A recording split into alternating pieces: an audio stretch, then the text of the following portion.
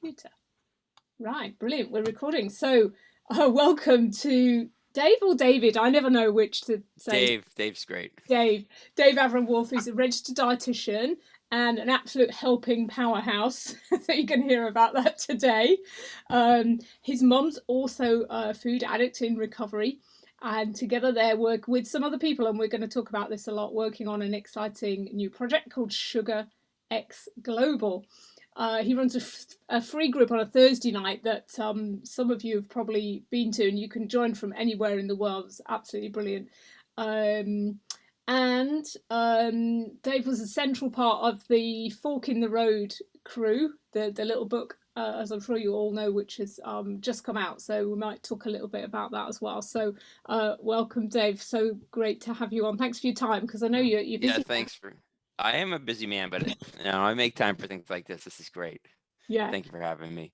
and so exciting that now you're full time doing this as well. Yeah, it was done for me, so that's good. Yeah, It's great. sometimes those things just work out, don't they? Absolutely. Yes, Yeah, it feels right. the So universe is telling you to go for it. that's right. Um, so I nearly always start obviously with the fork in the road question, which is, for you, was there there may not have been, but was there a sort of particular moment or realization when you understood really fundamentally that it was an addiction problem that you had with food, and that because of that understanding you had to take a different path to the one that you'd been taking? Was there a moment like that? And tell us Yeah, about it. I think there've been a couple forks in my road. Yeah. Um, at different times in my life. The one I think that was most pivotal was I was in a training in Iceland with Esther Helga Gudmundsdottir, who does a In Fact food addiction training counselor training program. And Hmm. as part of that training, there was an assessment that she was doing. She had like a 30-minute call with us about our assessment. And she said to me, Dave, it appears that you're an early stage food addict. And I said, yeah, you're probably right. Yeah, so my mom's a food addict. My sister's a food addict. I mean, it only makes sense. I remember as a kid, my grandfather would stand at the counter. He'd eat like 6 slices of pizza, and then he'd go, Charlotte, what's for supper? So, it's just like comes naturally, In naturally the to Wolf me. family. In So, the so oh yeah, but I mean, up to and that, especially my mom's family. Yeah, even though you were doing the training, it hadn't occurred to you before then that it might apply to you. I You were thinking you were doing it to help all these other poor people that were food addicts, right? so I was on Ritalin for 25 years. So, which is an amphetamine and which suppresses your appetite. So, I imagine I would be a lot bigger than I am now if that Ah, wasn't the case. So my appetite yeah, was largely suppressed. yeah. And the days as a child when I didn't eat those, didn't take like or forgot to take the meals or the meds or deliberately didn't take pills, um, I would eat like 6 times what I normally would have consumed. So I imagine that's probably what my baseline would have been. Mm-hmm. I would just junk on junk on junk on junk. And so I think, and then at the time, by the time I came off of the meds, which was about 2 years ago with Bitten's help and George Eats help, and I was already in recovery. I was already living sugar free. Yes. So, so the other pivotal thing that happened to me was I had lost my job and I reevaluated my life and I decided that I was going to give up grain, sugar, and alcohol on the same day. So Hmm. on November 17th, 2017, since then I haven't had any of those things. Nothing by halves. So what's that? Nothing by halves. Just do it. Just do it. Yeah, I did it. I was unemployed. I had the time, and so I said I want to change my life, and I And have, started with that. And have I dreamt it, or were you actually an artisan bread baker or something like I that? am, yes, I'm a trained artisan bread baker. That is part of my story. I ran a artisan bread and music blog for about 5 years. So, so yeah, that's definitely part of it. And so I haven't baked in nearly 3 years. Yeah, Maybe here or there just for like a friend, but no, I don't bake anymore because I feel like giving that to someone is causing harm. yeah. So Yeah. so It doesn't kind of sit right. I think. Do you think? I think a lot of us. I certainly, I mean, I've always loved cooking and food and talking about food and Yeah. yeah, looking at food, going to restaurants and um, I there's an interesting journey, isn't there, to keep the best bits of that and to let the bits go that we just can't manage, and that's been quite a long, like you say, many forks in the road really, but that's been quite a long journey for me. And at times you sort of feel like you've got to give it all up and sort of not not be a foodie. And now I've come back, I've kind of reverted to, oh no, you can be a foodie. And I think that hopefully that came across a bit in the book, that you can really enjoy cooking. It's just that you do it in a different way. Yeah, it's new. It's new and it's actual food, which is good. Um, so that when we make a healthy, healthful, nutritious, loving meal, we're Yeah, not causing people harm, because many years, I mean, I'm trained as a chef too. I have a culinary background. So for most of that, I was feeding people absolute garbage. So you can feel good about it today. And yeah, you take away food groups that don't serve you, and you come to a point of pain where you're ready to do that. And yeah, that was what led me to freedom, was pain. That was my teacher. That taught me more than anything else in my life. But yeah, and I enjoy my food today. And honestly, I cook very simple food now. Um, Unless people are coming over, it's yeah. really, it's pretty bare bones. But it's good. It's good food. Yeah, it's good food, it's enjoyable, and like you say, if people are coming over, you can make more of an effort. The I can put family, my chef hat on, if I'm having company, but otherwise, I'm just a dad cooking dinner. yeah, and feeding the kids good stuff. I mean, uh, the, my lot, they're all grown up now, and we've got the grandchildren come over, and cook them good meaty meals, and we don't give them any sugar or anything like that. They're completely fine about it. But my kids still talk about the days when I did do all the baking and the puddings and they still talk wistfully about stuff that we used to eat. But none of them, they've all in their own time. We didn't force anybody. They've all just chosen in the end to go low carb, sugar free, for their own reasons, really. A whole host of reasons. They weren't Sure. particularly food addicts, but they've just obviously tried it and felt better, so have carried on doing it. So it's I think in the early stages of my recovery, my wife was kind of sad, because here's this guy. She met this guy. He drank. He ate carbs. he made amazing bread. He had fun. He did. He made amazing bread, and all that went away. And it's like I'm a whole new person than I was, 5, 6 years ago, Yeah, even in what my interests were. I mean, when we took a 3-week trip to Montana, and we were bouncing from brewery to brewery. You know what I mean? So, or there's this place called Montana Wheat. We went to like all the different Montana wheat stores, and got our bread and bought some flour and got our buns. And yeah, just like we don't live that way anymore. Um, so she's more used to it now, and she's really on board. I have behind me an Easter basket that has absolutely no 0 grams of sugar in it. There's toys and coloring books, and yeah. so that's we can still provide They'll do it. fun for our kids without giving them things that could cause harm. Exactly. I've got 4 bags because we've got the 4 grandchildren, and There I've you been go. filling them with pens and stuff, jigsaws and all that stuff. Yeah, yeah, yeah, Yeah, yeah. No, stuff they'll actually enjoy. yeah, and will last a bit longer and not make them crazy. No, that's really interesting, isn't it? And I think it makes such a difference for each person that we try and work with and try and help, who lives with them and what that relationship is like, and like you say, this kind of changes over time that are pretty fundamental, really. Like we have to go through quite a fundamental shift to be able to live in recovery, and so whoever's with you is along for the ride, aren't they? Yeah, and I think that's a big part of it, and that's one of the things we really believe in is let's get the family involved and educated about what addiction looks like. What does it look like when we're in recovery, and what does it look like when we're lapsing? Which is a term I really don't like, but when we've been in recovery for a while, and then we decide to go back out of recovery, How do we teach our family so they can not enable us and give in to our needs, but also staying out of the war path?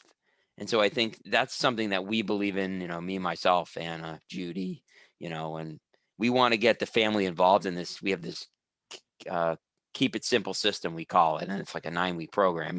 But like one of them is a session that the family comes to that the participant doesn't come to. So Ooh, we can yeah. teach them about the disease and how they don't have to be their mom or dad's drug dealer anymore. Do you know what I mean? Because in a lot of cases, mom says that sends the 10-year-old to the grocery store, "Oh, get me a bag of this," and then the child's a medium for the addiction. Yeah. So I think that's important. I It's think a big that's part really, of it. it's really a massive part of it. So there's that side, isn't there, where people are sort of enabling it or encouraging it, maybe because they like it too. Like families quite like it if you're a baker, like we were saying, a baker or a cooker, and then I'm working with a woman at the moment whose husband and son are very keen on all the good food, which because she was a good cook, all the stuff she used to make. So it's quite Sure, sure. adjustment for them. And then I think the other side of it is, I think like David had with me, he could see the signs. He was quite sensitive to see the signs when things weren't going so well. But if he tried to say anything, I wasn't very pleasant about it because Right, right. I didn't want to hear, that maybe I shouldn't have that fourth bowl of apple crumble. Right, right. We defend our addiction. Yeah, So to the end until yeah, we're at that fork in the road, right? So until you're there, you're that's it. ready to Yeah, look at the truth. I remember what my home was like when my mom was in the food versus when she wasn't in the food because she was on time when she was clean. She was on time. She was patient.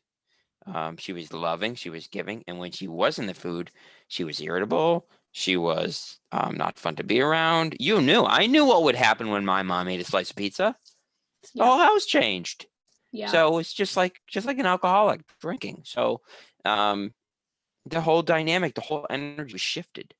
So I think as we watch people suffer, we know what it's like yeah, because it yeah, changes our environment, changes the way we feel. yeah. And yet difficult to kind of say anything, like you say, until the person themselves has come to the realization of that fork in the road of right, okay, this isn't about going on another diet, or signing up for the London Marathon or whatever it is that you're going to do to try and control whatever the problems are. It is about coming to a different point where you realise there's a lot of different choices to be made. Maybe more forks in the road. And every day there's forks in the road and Oh choices yeah, to make. Um, absolutely. but you have to get to that point, don't you? Yeah, it must be agony. It must be agony for families watching their loved ones keep harming them. So it's a self harm, isn't it? Really? I think it's the same with drugs and alcohol. I think it's the same with gambling. I think we end up we end up putting food kind of on a lower level. I think because there's no really legal implications. I mean, you're not driving under the influence. You're not throwing all necessarily. It depends on the person, throwing all your money away. But Mm, but yeah, it's the same. It's the same. I mean, it's sort of, we call it pitiful and incomprehensible demoralization, right? So getting to that like really low, low, low, food can take us there just as quickly. yeah, Um, it's not how much we use, it's what it does to us when we do. yeah, So yeah. I'm quite interested because you've obviously shared that about you being you're on Ritalin for all those years. You obviously had an ADHD diagnosis. yes, yes. Um, so and I was just talking a bit to Jonathan Cranford about this the other week as well because we Okay, were yeah, yeah, yeah. Because having a he's chat. working on a book.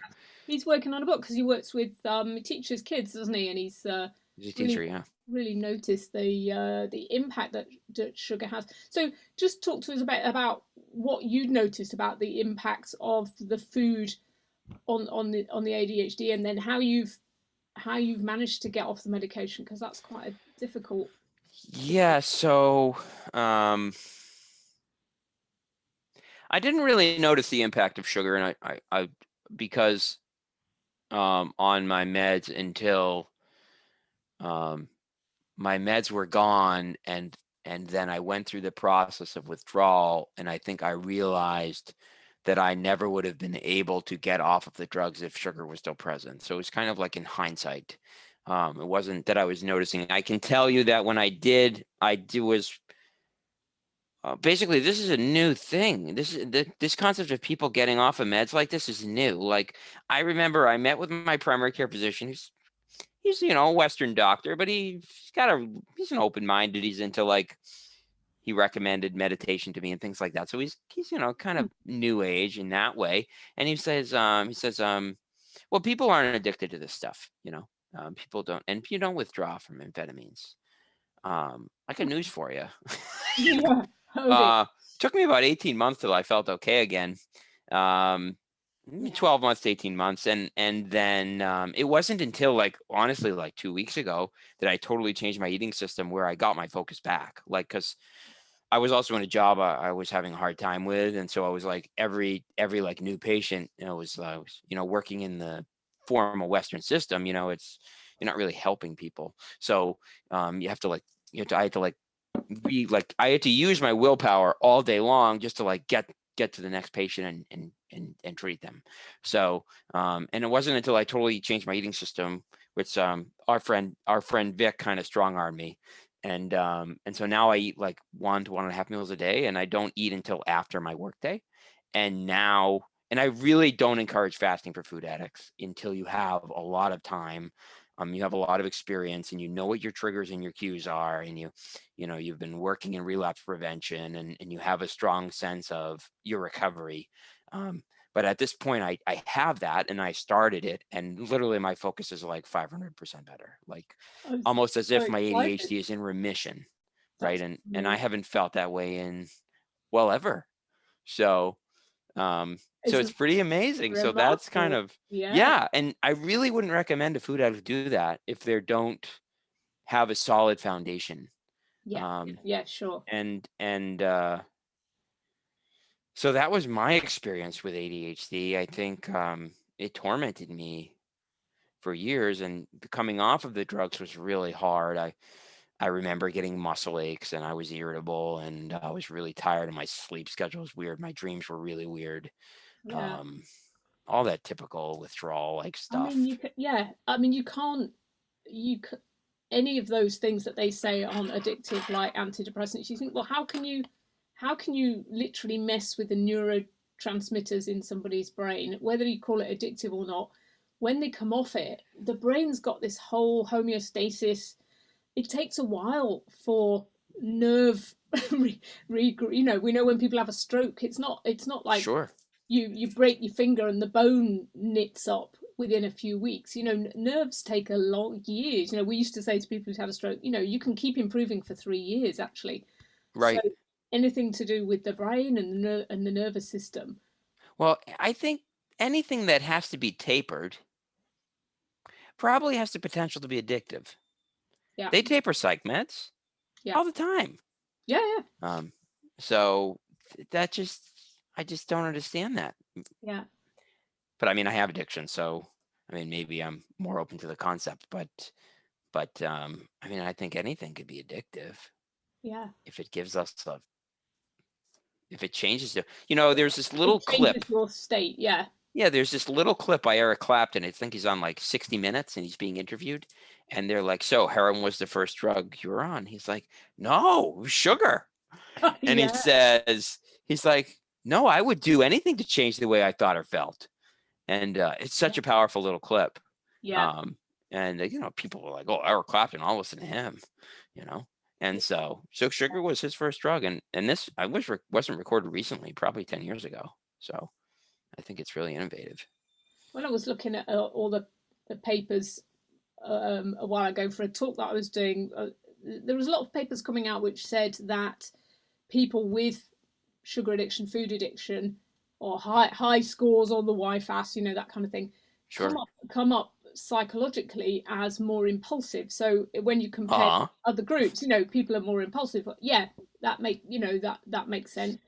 But what they haven't done is, of course, look at, if you get people in recovery, is that a factor of being on in the food and on the sugar, and that can resolve over time. I don't know what you think, having had that experience yourself, whether you think that impulsiveness comes before becoming a food addict, or whether it's a consequence of being a food addict, or it's a bit of both. Yeah, it's kind of like the nature nurture thing. I kind of look at that like, well, it's all well and good, but I'm where I am now and I got to deal with it. So whether it's my mom's fault that I'm an addict, or what's it, my environment, Yeah, like how did it happen? But it's hard to say. I mean, in this term recovery, what does that mean, right? For some people in the low carb community, it means that they don't eat carbs anymore. yeah, For some people like me, it's that plus a spiritual program of action, plus accountability, plus prayer and meditation, plus relapse prevention, plus helping other addicts. So it's, and I think all that stuff has really helped my impulsiveness, yeah, my like spiritual program, and being connected with other addicts all the time, and kind of, because when I see a newcomer, I'm like, I can be like that. Like when yeah, someone's brand new and they're like off the wall and they're jumping at the bit, they're saying inappropriate things. Like, yeah, I used to be like that all the time. That was my baseline. So I think it does improve. Um, but I yeah, don't think it's just from the food. I think it's from everything. yeah, And I think that's a misconception. And I think it's great. People are using the term food addiction. I think that's wonderful. Food addiction, sugar addiction. And the reason I tend to use sugar addiction more than food addiction is because I think people get confused about the word food. But it's all the same thing to me. But they don't understand what addiction actually is. So I think that they had a problem with carbohydrates when they say that they had a food addiction. But when I say that I have a food addiction, I'm talking about a brain illness. I'm talking about a disease. I'm talking about a way of thinking. I'm talking about my brain has been completely hijacked by processed food and some other behaviors too. And so I think that piece is missing, especially in the low carb community. yeah, And that's kind of the hole I want to fill. Like we need to understand that what's going on in the brain, so that we can start to treat it, as opposed to just treating it with low carb, which is a diet, right? So, yeah. um, It's a start. so yeah, right. It is a start. And I think people get a lot of clarity from that because they can start to see the truth. Uh, but I think that's just like Bitten, says 5 to 10% is food and biochemical repair. So what's the other 90%? It's relapse prevention, and it's community. So that piece, and you mentioned the free group, like that's what that's all about. I want you to come and I want you to be able to hear someone else's story, and I want you to sit there like a bobblehead nodding. And I just identify and see, like, even if your story is so much different than their story, there are pieces of it that are your story, right? Yeah, And that's the importance and that's that feeling of like serotonin, like, oh, I belong here. I feel comfortable here. Like, oh, these are my people. this is my Uh, tribe. this is right, like welcome to the pack, right? And Yeah, so and yeah, that I piece love I that. think is so nurturing, um Yeah, for especially for addicts who feel so alone and isolated. They yeah, feel so alone and isolated they don't even know they feel alone and isolated, absolutely. like Because alone in a crowded room. you didn't know, we didn't know, it was never spoken about. No, with I mean, I'm just so grateful that I've lived long enough to see, to have this explanation, to kind of see communities like yours, and the ones we're involved with, to start growing, and Clubhouse and people talking. Because Sure. as a teenager, I had no idea why I was different to my pals, or uh, Sure. was always kind of struggling to be a sensible weight, or kind of eat sensibly. You're different, don't you? But you don't even acknowledge it to some extent, because there's, where'd you go with that? And like my mom thought the babysitter was stealing food, it was me. um it just seemed like I couldn't imagine someone eating one pack of fruit snacks. Why would anyone want to do that? Like that's Yeah, not how I want to eat. And especially with the stimulants, it was like dinner, like at dinner time. Well, yeah, dinner I was probably making up for 2.5 meals. yeah, So that's just how I lived most of my life. I would eat like 3 helpings at dinner and barely eat lunch. because I was so suppressed.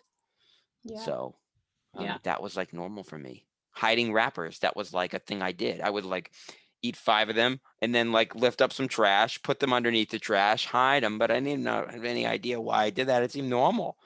I just didn't want other people to know what I was doing. Yeah, yeah, you had a sense that it wasn't quite it wasn't quite the thing, but we were going to do it anyway because we were kids, right? So It was nuts. you Yeah. just do what you do at that age. Yeah, yeah, yeah, yeah, definitely. So, um, yeah, so let's talk about SugarX Global. I don't know if you can just kind of share where things are up to and what the mission is and how people might get involved. Yeah. So you can sign up right now at sugarxglobal.com. We have a wait list and a newsletter that's going out, and but right now what we're really doing is we're gearing up for our first 5-day challenge, which is going to be starting on April 26th. So that's going to be through the 5 days, and that's going to take people through, part of our training program. We're going to teach you how to get off of sugar. Basically, we're going to have a training each day. We're going to have a live community going on throughout the challenge where you'll be able to interface. We're going to be having people like yourself and others come on, and Great. we're going to be talking about recovery. We're going to be talking about addiction. We're going to be talking about the brain. We're going to be talking about, like, have you ever done this? Have you ever done that? Oh, yeah. This is the right fit for you. And the goal is, as soon as the challenge is over, we're going to open up our online community. And so what it is a membership-based system. And basically, we're going to be the way I look at it is like we're laying out a silver platter of all the things we wish we had 20 years ago, Yeah. like all the tools, and we just want to hand them to you. We're going to be talking about them. We're going to have people coming on doing interviews. We're going to be running groups throughout the week by either the three of us, myself, Anna, or my mom, Judy, much like the group that I run on Thursday. And, it's a lot of the systems that are like this, like for food addiction recovery, are very fear-based. They really they want you kind of scared. So you kind of follow along and follow the rules and Yeah, stay yeah. on the path of abstinence. And like, that's not what we believe in at all. We believe in courage and love and goodwill and service and like all these Joy. like fun, like Yeah. recovery should be fun, right? That's So what we like were saying, weren't we we, have, last night in the clubhouse? Let's get some joy in the room. yeah, right. So like that's a drug I want to take. Joy, happiness, fun, Yeah. growth, all those things. And so we really want to create a positive atmosphere for people to have fun in recovery, because recovery is fun. Recovery to me today isn't, I don't need sugar flour. That's not what recovery is to me. Sober, Recovery is to me sober like Joe. being Yeah. present for life, being able to handle conflicts with grace, like enjoying my kid laughing, or like my daughter was up at 3:30 in the morning like 3 nights ago, like she found her voice for like an hour and a half and I enjoyed it. So like I couldn't do that when I was using. It wasn't possible. Yeah. So that's what we want to give to people: Yeah. joy, belonging, and just being around these people that are like you, that can really relate to you. That's so powerful. It is. Yeah. Yeah. And if people haven't experienced that of being in one of Dave's groups, I'd really encourage you to go along, and Get a taste. Yeah, sign I'd up love and to have you. see how it works, or You don't even have to sign up. Just show up. That's what show I up. say. Yeah. Exactly. Show up, or show up on Clubhouse on a Wednesday night at 6 o'clock UK time as well, because Dave's often there, and Anna, and last night we had Bitten, and yeah, That was awesome. Yeah. it was really, really good. Yeah, yeah, yeah. I love how people. I love how everybody gives their time. They're just willing to show up and give That's their how time I to stay help. clean. That's one of the things I do is I serve addicts. That reminds me where I was. It reminds me where I need to keep going. You know, um, they often say like the newcomer is the most important person in the room. Yeah, because we want to help them, right? But also that was me. 3 years ago, I had no idea what I was doing. My life was in shambles. I barely even knew it was in shambles. I was out of control. Like, I need to hear that. So, Yeah, because it keeps me moving forward. yeah, yeah, absolutely. And it's just such a privilege, isn't it, to see people find their way. Oh, it's I think there's incredible. no medicine like that for me, to see people, No. And or you know, people you've never met and they message you on Twitter and say, you know, you changed my life. I saw Yeah. you talk on YouTube, and you're like, what? That's just Yeah, fabulous. someone told me that a couple weeks ago that they just saw my tweets and they looked up this person and now they're in recovery. They haven't had sugar in like a year and a half. Their life is so much better. They're in the middle of doing a brain healing training so they can help other food addicts. Like, I never met this person before. You have no idea what kind of influence you have on somebody, Yeah, whether it's on social media or not. yeah, Maybe my mom's always talking about, oh, I'm addicted to this, and like in public, and you have no idea what someone's going to do with that information. yeah, They could poo-poo it. They could totally change their life. yeah. So Just the you fact just don't know, that she's yeah, that she says it allows other and it's people. powerful. Yeah, it really It's is. very powerful. It really is. Yeah, yeah. I had another question, which was kind of also prompted by having Jonathan Cranford on, and that's that you know there aren't so many men in the space apart Yeah. from you two guys, and I don't know if you are there any special issues, do you think, for guys and food addiction, or do you think it's just all the same? I mean, I was just wondering why more people don't come forwards, perhaps, or I do you think think that's I think vanity's a little different for us. mm-hmm. Um, Look at the dad bod, you know. The the beer gut is the almost like a point acceptable of dad bod? pride. Um, you Yeah, know, yeah, I think one of the problems is that there aren't enough men in recovery. I think from food. I think that's one of the biggest things was like, how do you find yeah, um and like I run private groups too, and I think at most at one time I've had 2 men and it's got about 12 to 15 people in it. So, it's still 90% female at yeah, best. yeah, So I think that makes it harder. But all you need to do is find one other male yeah, who's like maybe one step ahead of you, yeah, yeah, yeah. and but I think vanity is a big part of it. The dad bod, I think, um, I don't know, men are a little more impulsive by nature. I don't know if that has anything to do with it or not, but it's Yeah, probably a pretty fair split between who's addicted. yeah, but yeah, so, They tend to be more, I think I find that they tend to be more of their triggers tend to be less of emotional nature and more of the physical compulsion nature, but I'm probably overgeneralizing. You're right. I haven't worked with a lot of men. Most of my mhm, clients are women. mm, So, yeah, maybe it'll but change. I know a bunch of men in recovery in the Yeah, and we got a 12-step few. rooms and things like We get that. quite a few in the clubhouse room, don't we? So yeah, maybe it's well, let's hope it's changing. Um, Yeah, yeah, and I don't know how many. I probably get 25% of the people on my group are probably men, which is an improvement. yeah, But you talked a bit about your 1 meal a day, 1.5 meals a day experiment, and I agree with you. You know, it's not where most people should start, but it's also where I've ended up. sure.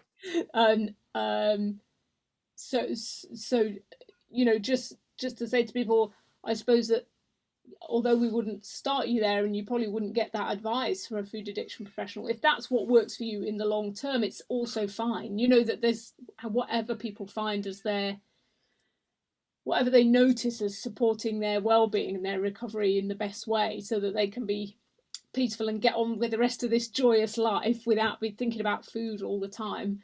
You know, so that there will be some people that it does come to that in the end.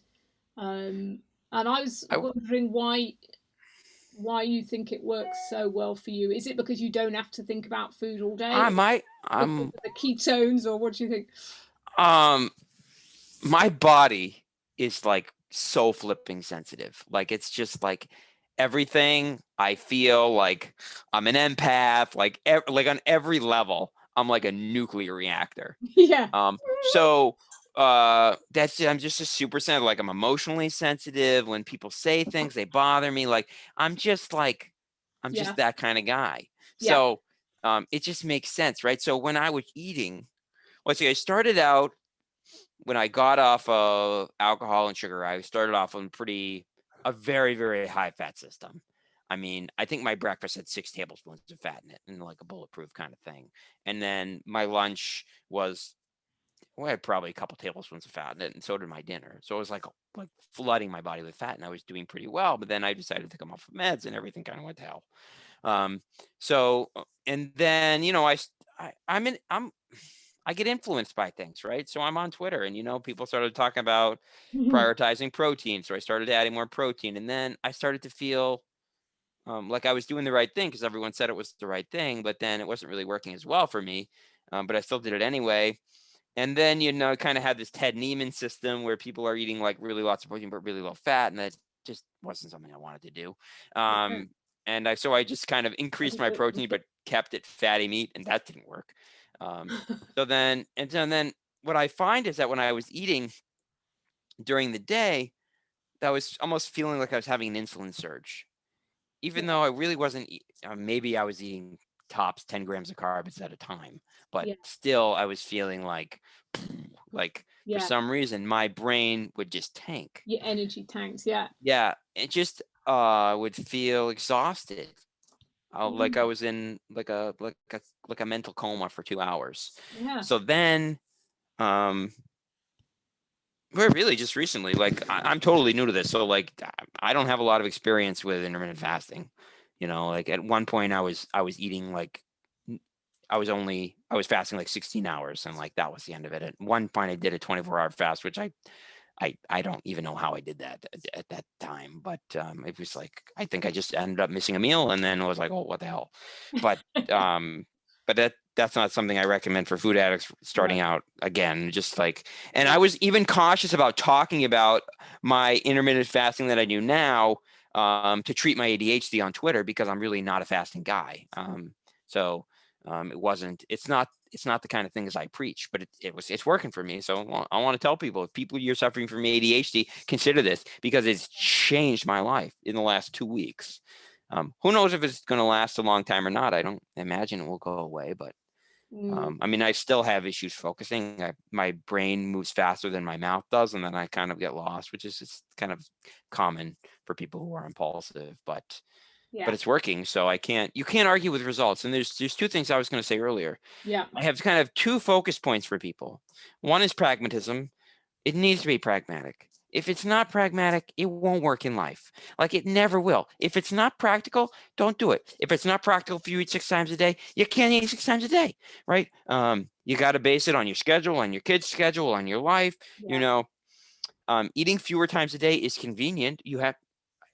I have more time. For sure. Yeah. Right? So I can eat, I don't have to sit down and plan 3 meals. I can plan 1. Yeah. I just gained an hour, So, but then that fuels into kind of like my addiction of work. See, like I have to be really cautious. Be careful. Yeah. So you have being pragmatic is one, and being willing. You will never do anything that you're not willing to do. I don't care if you're excited about doing it or not, and you want the results, if you don't have the willingness to do it.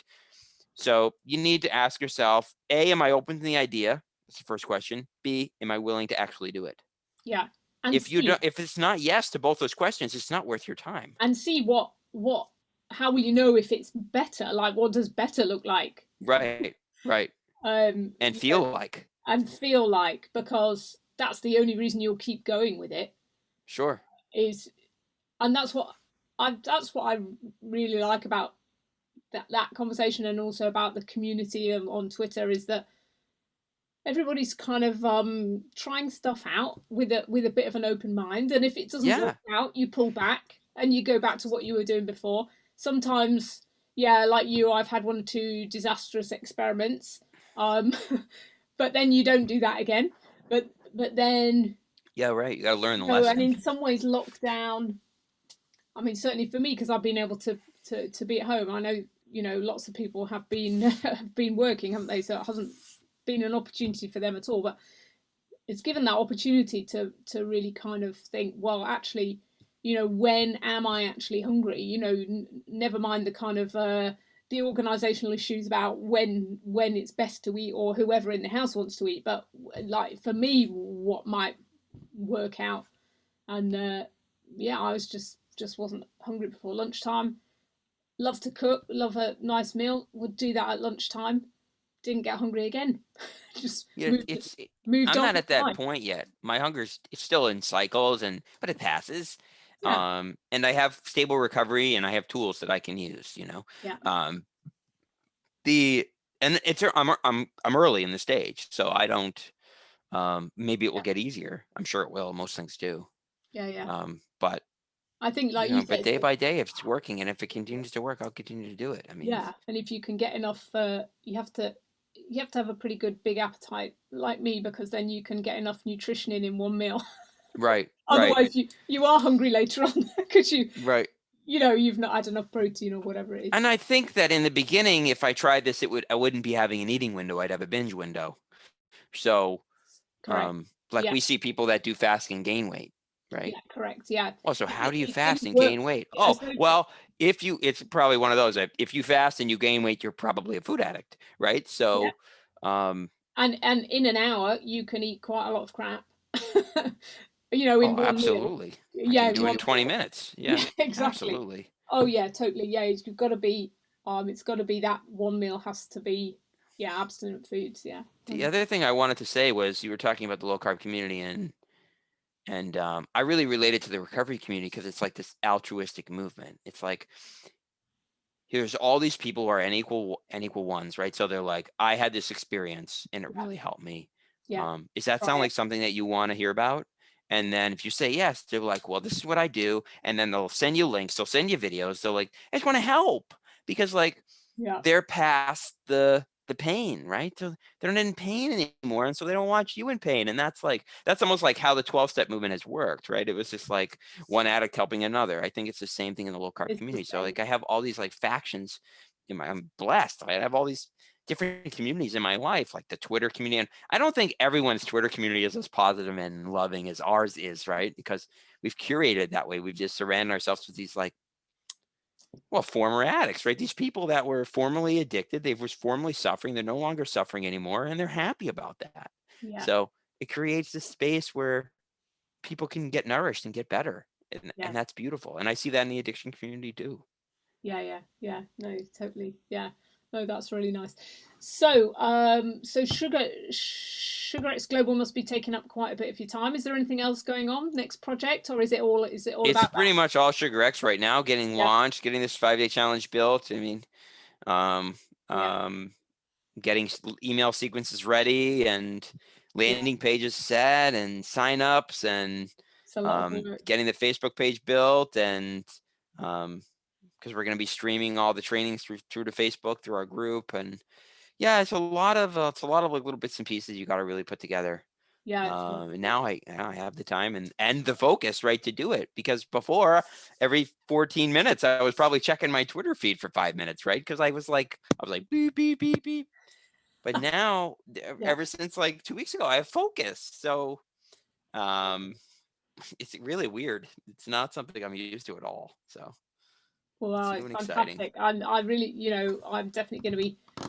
Well, I am signed up already, so I hope everybody will, and I hope people take the opportunity of the Thursday group just to go along to listen to other Yeah, get a people's taste and stories.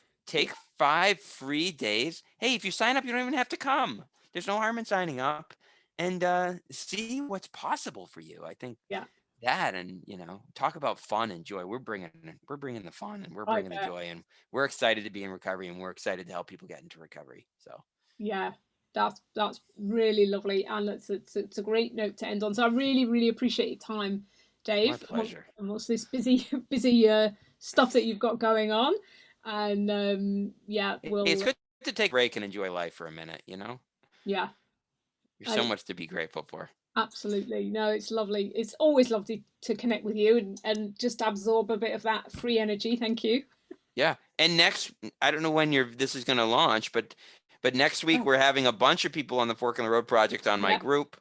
So I'm going to put and it in. Eloise said that she'd be there. I didn't know if if your husband would be there or not, but Oh, he's I fun can, yeah, talking to. yeah, Rope him in. I'll drag him along. I'll drag him along. Yeah, And definitely. Bitten's gonna come for the beginning. I told her that she could share first, so that I know she likes to go to bed early. So She's like me.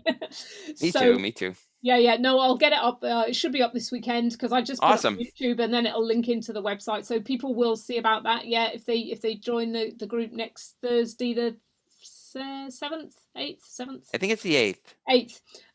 Yes, the 8th. Yeah, they'll Yeah, see everybody there that was involved in the book project. So that's which is brilliant. awesome. I'm excited. Do a little mini launch, so that'll be great. Yeah. Thank you so much. My pleasure. Enjoy the rest of your day. I sure will.